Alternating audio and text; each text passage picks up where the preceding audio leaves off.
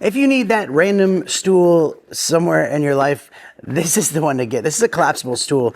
Great if, you know, you're going to a parade or a game and there's no seats. Maybe you just have too many people at your house and there's no seats, so you need an extra one really quick. Check this out. This is the seat right here. It's a stool, and it's like an accordion. So it flips out, you lock it in place, and you sit on it. This is it. It actually works really well. It's very lightweight as well, and even holds a really massive weight load. So it works like an accordion. So when it's all stretched out, you just pull it out a little bit further and then twist, and it goes down. Now you can also even bring it out if you want just like a smaller spot. You can lock it in different spots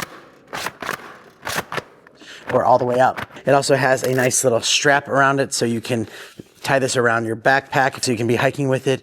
And then when you need it, you just kind of pop this thing out. Little holes here on both sides. You just give it a little twist.